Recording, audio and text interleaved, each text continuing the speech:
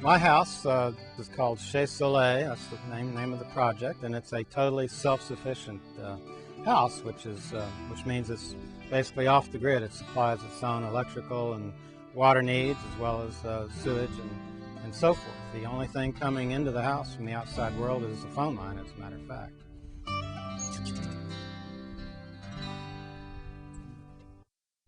As you see on the far corner of the house, there's a large round tank, which is one of my rainwater collection tanks. I get all of my water from the rain. It rains about 32 inches a year here in Texas, in central Texas, and which is enough. So I've designed around that. Even though it hasn't rained in over 2 months, we're in the middle of a pretty good sized drought right now, I still have plenty of rainwater.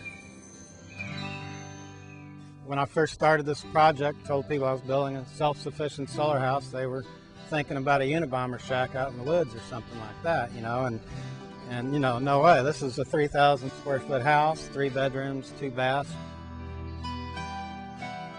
I've gotten a lot of compliments on just the architecture itself, as well as the materials and the design.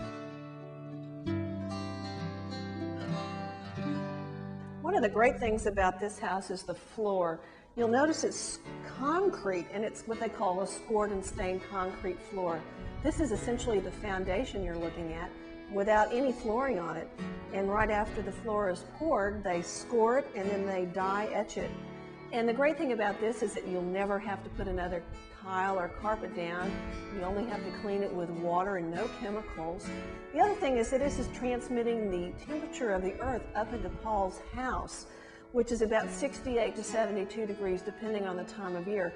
So essentially this floor stays a fairly constant temperature, and that helps him keep the house cool or warm depending on the season.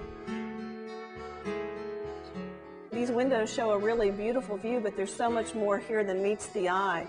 These windows are what they call low E windows, which means that they have a coating on them that filters out the really hot sun.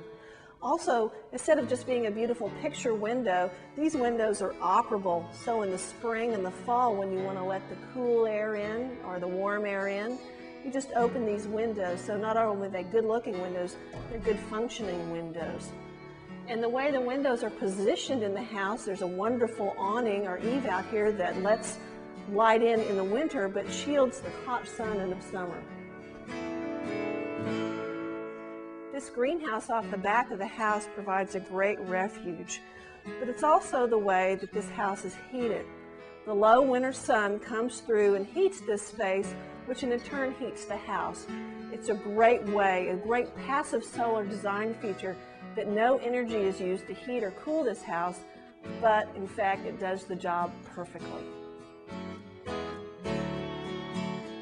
I've been living here 4 years now and done quite well. Part of the whole idea is to basically use your environment instead of trying to conquer Mother Nature and conquer your environment. You're trying to live with the environment. Some things, like instead of using a dryer, which is about the only appliance that I don't have or plan on having, I use the solar dryer, which is basically a clothesline, and that works just fine.